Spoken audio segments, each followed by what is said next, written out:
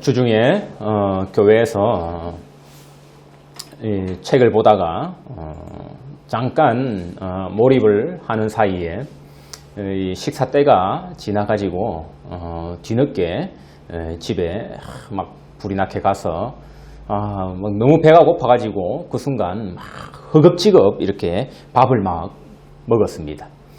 밥을 막 먹는데 옆에서 저희 아이가 그러더라고요.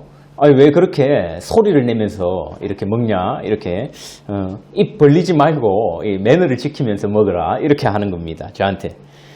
그 말을 듣는데 너무 맞는 말이라 가지고 할 말이 없더라고요.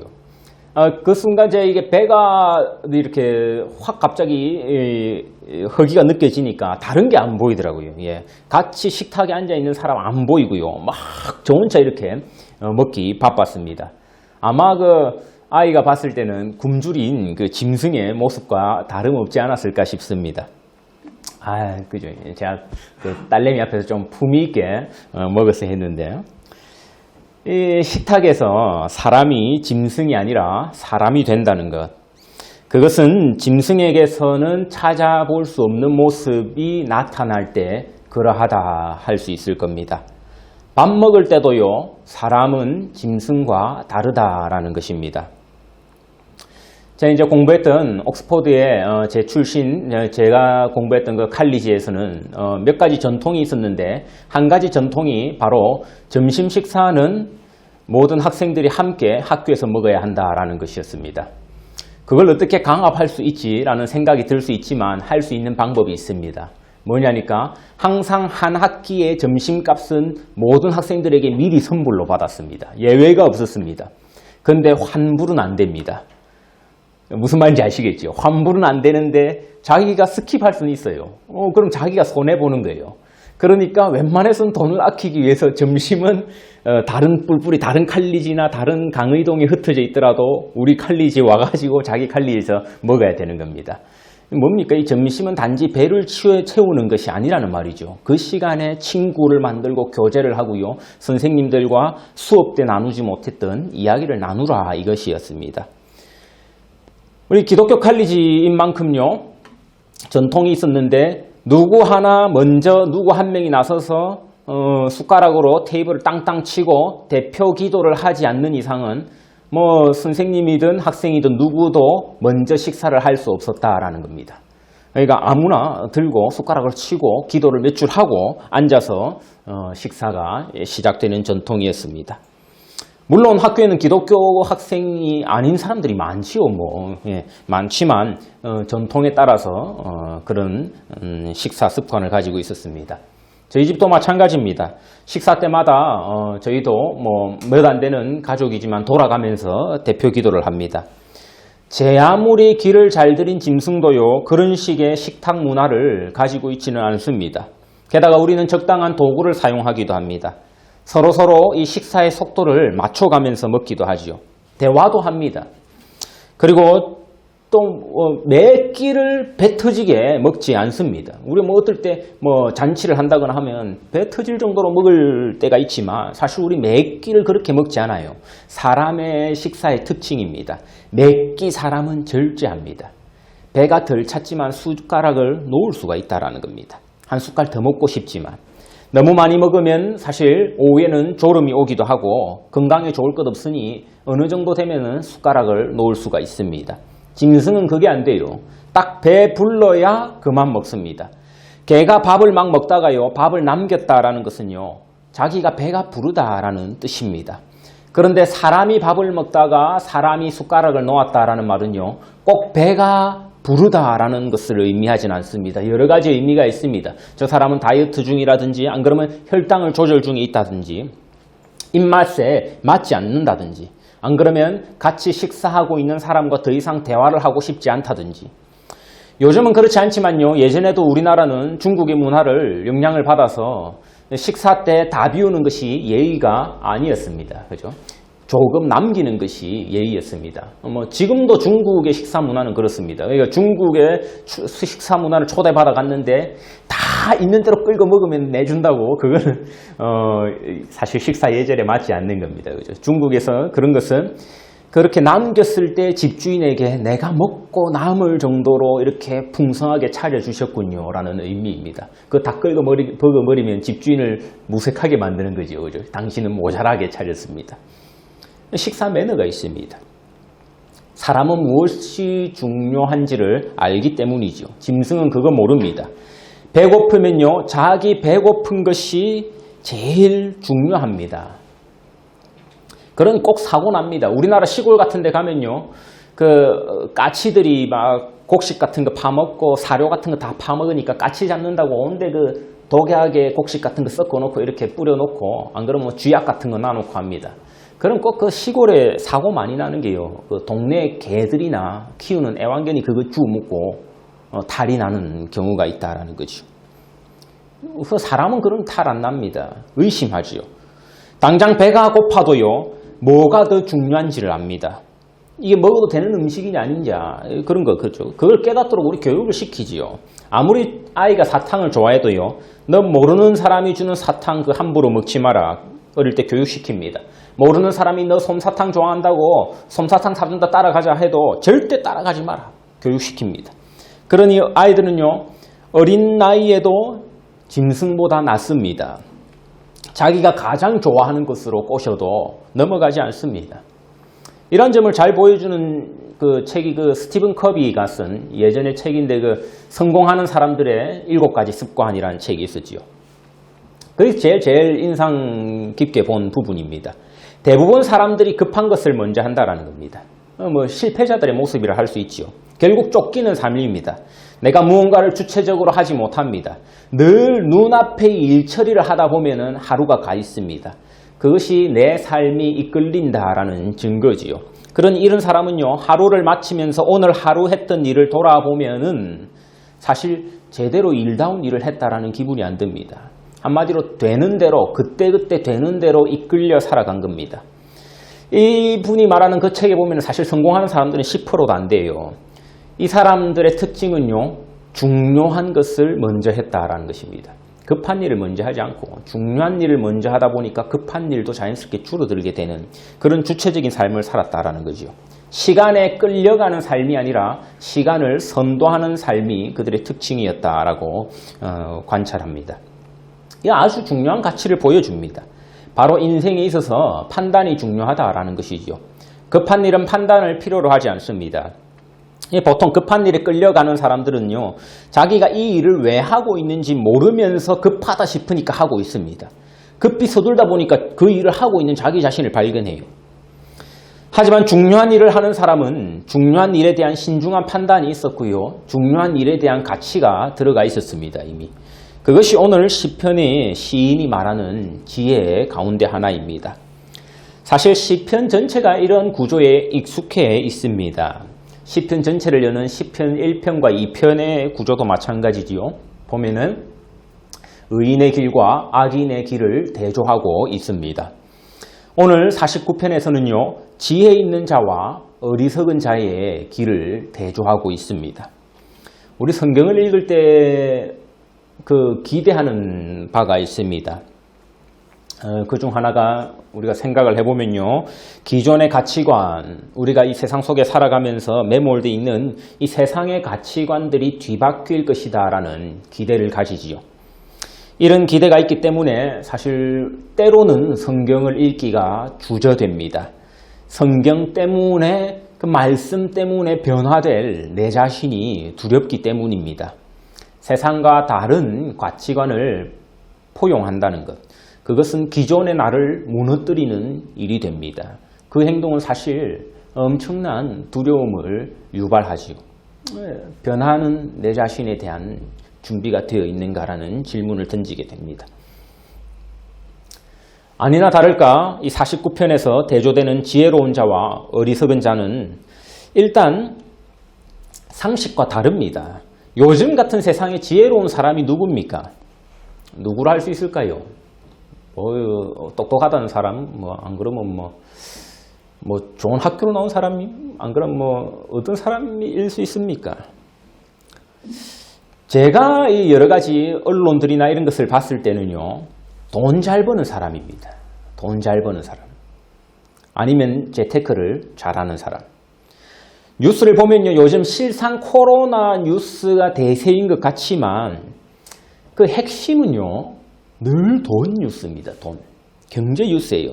사망자 많이 나오고요. 지금 그 전염성이 강한 이 변종 코로나 바이러스가 판을 치지만 실상 사람들이 지금 분을 토하면서 염두에 두고 있는 것은요, 돈의 문제입니다. 경제 문제입니다. 사람들의 그 말을 보면요, 얼핏 요즘 입만 열면은 요즘은 막 건강만 하면 감사하지요. 코로나 안 걸리고 안전하면 괜찮다 이렇게 하지만요, 이미 사람들의 속에 있는 생각은 코로나 이후 그 포스트 코로나 시대에 내 경제 사정, 우리 가정에 변화될 경제 사정, 우리 사회에 변화될 경제 사정에 지금 이미 생각과 근심 걱정이 다 가 있습니다. 그것이 세상이 말하는 지혜입니다. 대충 보면은 뭐 보건복지나 건강이 이 사회의 최우선적인 이슈인 것 같지만 결코 그렇지 않습니다. 항상 방점은 경제에 가 있습니다. 여러분 그 마트 가면요, 일면에 쫙 깔린 신문 일면들이 코로나 뉴스에서 그렇지요. 그거 한 장 넘기면요, 사실 그 다음부터는 죄다 압도적으로 경제 관련 뉴스입니다. 돈 뉴스입니다. 세상의 지혜는 돈과 연결되어 있습니다. 사실 건강 문제도 그 돈 문제보다 못 앞서요. 그러니 실상 세상에서 지혜롭다고 하는 자는 오늘 시인이 그 6절에서 말한 사람입니다. 6절에 보니까 자기의 재물을 의지하고 부유함을 자랑하는 자라고 합니다. 내 일생 돈 관리 잘하고 나름대로 성공해서 남한테 아쉬운 소리 하지 않고 자기 재물을 의지해서 부유함을 자랑한다. 여기서 부유함을 자랑한다라는 말은요, 야, 내가 한번 벌어놓은 돈 봐봐. 내가 살고 있는지 내가 끌고 다니는 차 한번 봐봐. 이렇게 자랑한다는 그 유치찬란한 자랑을 말하는 것이 아닙니다. 이 사람은 자선도 하고 좋은 일을 하는 사람을 말을 하는 겁니다. 이 자랑이 공짜가 아니거든요. 여러분 누가 뭐 돈 안 쓰고 여러분 맛있는 밥 한 끼 안 사고 자랑 들어줍니까? 비싼 밥이라도 한 끼 사고 뭐 어디 선물이라도 하면서 자랑하는 것이죠. 이번에 뭐 합격했다, 뭐 승진했다. 마찬가지로 부자가 자신의 재물을 의지하고 자랑한다라는 말은요, 이 부자는 또 베풀었다라는 말입니다. 이것이 바로 세상이 가르쳐주는 지혜입니다. 너 혼자 부자 되지 말고 부자 되면 베풀면서 살라. 베풀면서 자랑하라. 재물이 많은 자는 베풉니다. 그런데 여기서 멈추지 않고 시인은 더 나아갑니다. 수술비가 없어 공경에 처한 자를 위해 선뜻 수술비를 내줄 수 있는 부자조차도요, 8절에 보니까 생명을 속량하는 값은 너무 엄청나서 영원히 마련하지 못할 것이라 말씀하죠. 암수술비를 내 대신 내줄 수 있는 그 부자도요, 그 생명을 구할 수 있는 목숨값은 너무 비싸서 영원히 마련하지 못할 것이라고 시인은 말하고 있습니다. 그러니 이 논리를 따라가서 어떤 결과가 도출됩니까? 세상이 말하는 지혜로운 자와 어리석은 자의 결말은요, 결국 동일하더라라는 것입니다. 10절에 보니까요, 지혜 있는 자도 죽고 어리석은 무지한 자도 함께 망하며 그들의 재물은 남에게 맡겨두고 떠나는 것을 보게 되리로다 라고 합니다. 여기서 말하는 남은 누구입니까? 뭐 전도서에도 이와 비슷한 구절들이 나오는데요, 여기서 말하는 남은 결국 자식을 말합니다. 우리도 뭐 이 세상이 다 그렇게 돌아가지 않습니까? 일평생 내가 애써 일군 재산이요, 나중에 아무 수고하지 않는 남에게 넘어가는데 그 남은 대부분 자식입니다. 뭐 요즘은 다들 오래 사니까 뭐 손부들에게도 많이 넘어가지요. 근데 그들은요, 사실 그 부모 세대가 얼마나 이 재산을 모으기 위해서 입을 것 못 입고 먹을 것 못 먹어가면서 했는지 잘 모르거든요. 그저 받았으니까. 쉽게 탕진해버린다는 겁니다. 쉽게 사기당하고 쉽게 날려버리고. 그러니 전도서의 기자는 이 일을 두고 뭐라고까지 고백합니까? 헛되고 헛되다라고 이야기까지 합니다. 사람들이 이 사실 모르는 것 아닙니다. 그런데 왜 다들 이렇게밖에 살 수 없습니까? 그 밖에 다른 방법을 모르거든요. 그럼 뭐 어쩌란 말입니까? 나 이제 뭐 곧 죽어야 되는데 그럼 그 뭐 자식한테 넘기고 가는 게 그게 다들 그렇게 사니까 그렇게 사는 것이지. 뭐 다르게 사는 방법을 모르잖아요. 그래서 그렇게 살아가는 겁니다. 그러니 겉으로는요, 맞아요, 뭐 부질없지요. 저도 압니다. 그러니 뭐 너무 인생에 욕심낼 것 없어요라고 말하면서요, 실상은 늘 인생이 끌려가면서 전전긍긍하다가 살아가는 겁니다. 겉으로 말하는 것과 속마음이 다르거든요. 속마음은 안 그래요. 겉으로 말은 그렇게 해도 깨달았다가 이렇게 이야기해도 속마음은 안 그렇다고요. 20대에 30대 40대의 욕망을요. 속마음 늙어 죽기 직전에 노인들도 똑같이 가지고 있습니다.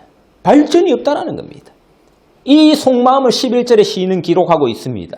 그들의 속생각에 그들의 집은 영원히 있고 그들의 거처는 대대에 이르리라 하여 그들의 토지를 자기 이름으로 부르도다. 자기가 죽을 건 다 아니까. 고대 사회나 사실 오늘날 최첨단 현대 사회가 별반 다름없죠. 그 속마음에 있어서요. 그 당시 사람들도 땅에다가 자기 이름을 붙여서 불렀다라는 겁니다. 우리도 땅에다가 자기 이름 부르듯이. 제 지난주 말씀 전하면서 그 바람과 함께 사라지다라는 그 영화 소설이기도 한데 언급했는데요. 우리 그 성도님 한 분이 자기가 되게 좋아하는 영화라고 옛날 얘기 하시는 겁니다. 제가 이제 전화를 끊고 났는데 이분이 설교에서 은혜를 받았다는 말인지 영화에서 은혜를 받았다는 말인지 약간 아리송하더라고요. 예. 제 영화는 잘 모르겠어요. 그렇게 기억이 안 나는데 소설에 보면은 스칼렛 아버지가 이런 말을 정확히 합니다. 땅이야말로 이 세상에서 언제까지나 남아있는 유일한 것이다. 일할 가치가 있는 유일한 것. 싸울 가치가 있는 유일한 것. 그것 때문에 죽을 수 있는 유일한 것. 그게 바로 땅이다. 스칼렛 아버지 오하라가 말하는 겁니다. 11절 오늘 본문 말씀 그대로 뺏기는 듯 하지 않습니까? 스칼렛이요, 자기 이제 첫 번째 결혼 실패하고 나서 이 아버지의 말을 기억하고요, 돌아가신 아버지 농장으로 돌아옵니다. 이제 책에서는 이를 이제 붉은 돼지라고 하는데요, 그 땅에 대한 아버지의 말을 기억하고 돌아오는 겁니다. 그 땅을 위해서 열심히 일을 합니다. 그래봐야 지난주 말했던 이 소설의 결말은 뭡니까? 바람과 함께 사라지더라는 겁니다. 바람과 함께 사라지더라. 다 사라진다라는 겁니다. 오늘 시인 17절에 이 사라짐을 이야기합니다. 그가 죽음에 가져가는 것이 없고 그의 영광도 죽고 나서 따라가나 싶었는데 따라서 내려가지 못하더라 말합니다. 그렇지요. 죽어서 영광된 자보다 살아서 영광되지 못한 자의 삶이 낫다라고까지 말하지 않습니까? 그러니 세상이 지혜롭다 하는 자들은 결국 결말에 있어서는 어리석은 자와 같다라는 겁니다. 이 땅을 살아가는 순간에는 차이가 있는 것 같지요. 저 사람은 지혜 있는 사람과 같아서 노후도 잘 대비해놓고 정말 걱정 없이 살아가는 것 같고, 저 사람은 어리석은 사람 같아서 노년에도 이렇게 쉬지 못하고 늘 돈 벌러 나가고 일하면서 고생하는 것 같고, 여러분 그래봐야 이 시인이 봤을 때 결말은 똑같더라라는 말입니다. 시인은 이를 보여줍니다. 그가 죽음에 가져가는 것이 없고, 그럼에도 사람의 마음은 얼마나 힘든지 모릅니다. 얼마나 힘든지 몰라요. 비슷한 시기에 주제원을 나왔다고 합니다. 비슷한 시기에 주제원을 나왔으니까 이제 같은 시기에 들어가겠지요. 한 사람은요, 나오면서 서울에 있던 집을 갖다가 그래도 깔끔하게 정리하고 나왔고, 한 사람은 전세 주고 나온 겁니다. 어떻게 쓰습니까? 지금 비슷한 시기에 복귀하면요, 재산 차이가 이미 어마어마하게 벌어져 있는 것 아닙니까? 그럴 때 사람은요, 억장이 무너질 수 있습니다. 사람 마음이 안 그렇기가 쉬워요. 이제 지금 몇 년새 지금 서울 아파트 값이 얼마나 많이 변해버렸는데, 시인은 이런 마음조차 헤아리고 있습니다. 16절에 보니까요, 사람이 치부하여 그의 집에 영광이 더할 때에 너는 두려워하지 말지어다 라고 합니다. 어떤 사람이 대단한 부를 순식간에 쌓아 영광을 누릴 때에도 두려워하지 말라 합니다. 여기서 두려워하지 말라는 말은요, 기죽지 말라는 뜻입니다. 기죽지 말라는 겁니다. 그래, 옆에 사람은 갑자기 그렇게 재산이 불어나가지고 우리 기죽을 수 있겠지 하지만 시인은 뭐라고 합니까? 기죽지 말라고 하고 있습니다. 그것은 세상이 말하는 지혜지 사실 하나님 앞에서의 지혜는 아니기 때문입니다. 하나님의 지혜는 이 모든 사실을 깨닫는 데에 있습니다. 세상이 말하는 지혜가 헛된 것이며 그것은 결국 멸망하는 짐승과 같다는 것. 이것이 12절과 20절에서 반복해서 말하고 있는 메시지입니다. 설교 초도에서 성공하는 사람들의 습관 중 하나를 제가 언급했습니다. 급한 일이 아니라 중요한 일을 먼저 하게 된다라는 겁니다. 그 말은 중요한 일을 분별하는 판단력이 필요하다라는 것이지요. 진짜 중요한 것이 무엇인가? 바로 우리가 가진 이런 재물과 건강이 우리를 구원할 수 있다라는 그런 지혜가 아니라요. 15절 말씀. 하나님이 나를 영접하신다. 높은 사람 영접하듯이. 하나님이 나를 구원하신다라는 사실을 믿고요. 세상의 지혜가 헛됨을 깨닫는 데 있다라는 것입니다. 이 깨달음이 정말 쉽지 않습니다.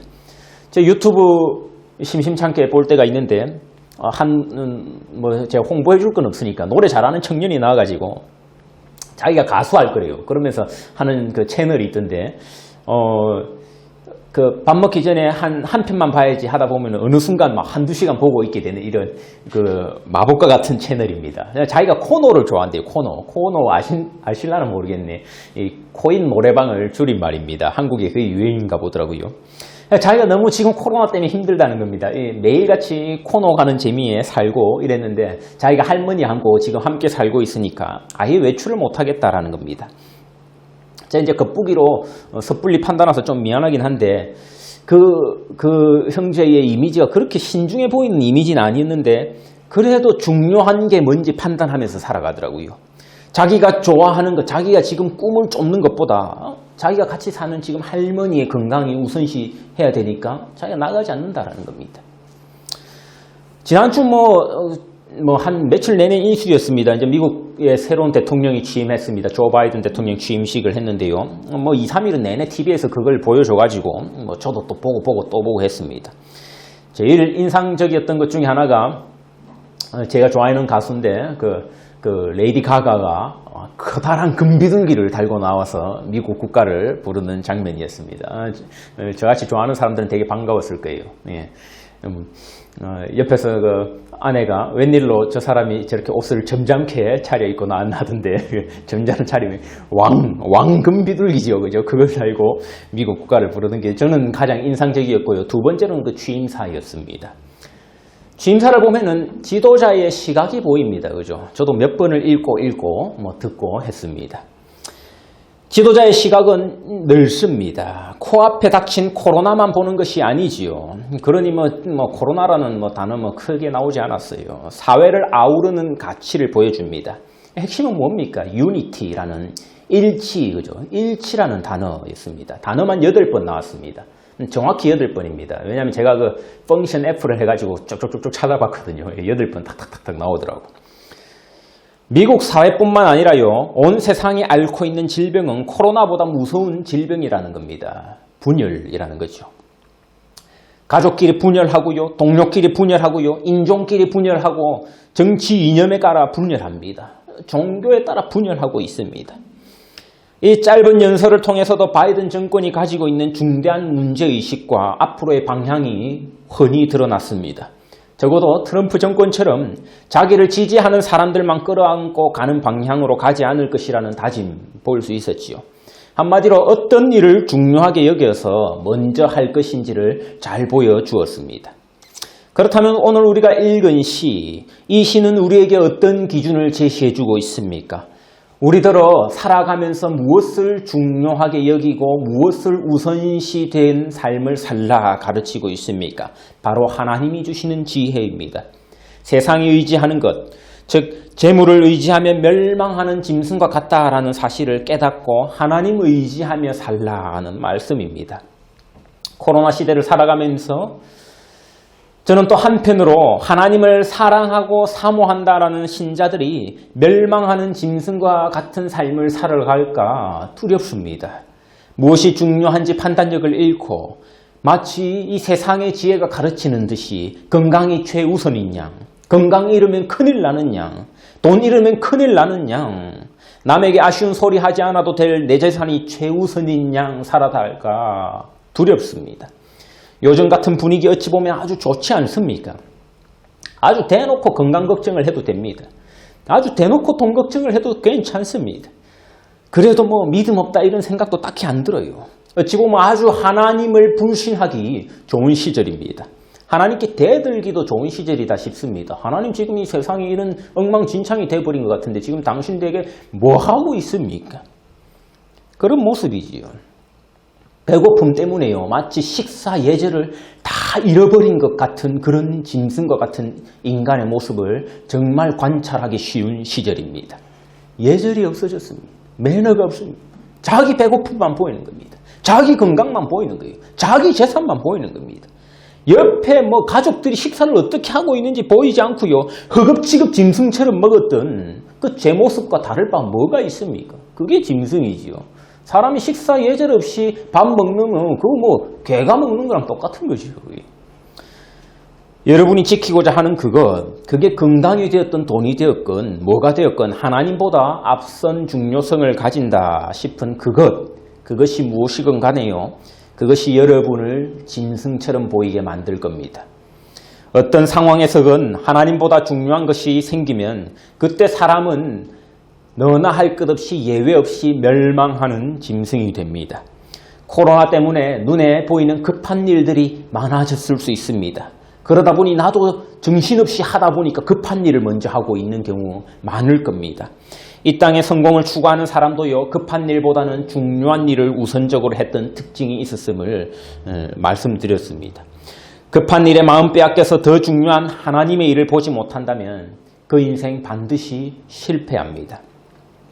그가 얼마만큼의 재산이 있건, 얼마만큼 명예를 쌓았건, 얼마나 똑똑하건 말건, 그거 하등 상관없는 문제입니다. 반드시 실패합니다. 멸망하는 짐승이 성공할 방법을 성경은 알려주지 않습니다. 급할 때일수록 중요한 일이 뭔지 다시 생각해 보기 원합니다. 코로나 시기에 내가 정말 중요한 것을 놓치고 있지는 않았는지, 급한 일에 이끌려 살아온 지난 한 해가 아니었는지 돌아보기 원합니다. 하나님은 우리가 어떤 상황 속에서도 멸망하는 짐승과 같은 모습으로 살기 원치 않으십니다. 사람은 배가 아무리 고파도 품위를 지키며 식사 자리에서 옆 사람과 함께 대화하며 매너를 지키며 할 수 있는 능력이 있기 때문이지요. 진짜 중요한 일을 먼저 하기 바라시는 하나님의 마음을 느낄 수가 있습니다. 우리 삶 가운데서 진짜 중요한 일이 무엇입니까? 하나님을 경외하며 그분을 기뻐하며 즐겁게 살아가는 일 아니겠습니까? 급박한 상황으로 인하여 정말 중요하여 우선된 일, 이것 잊고 살지 않는 성도님들 되시기를 간절히 축원합니다. 함께 기도하겠습니다.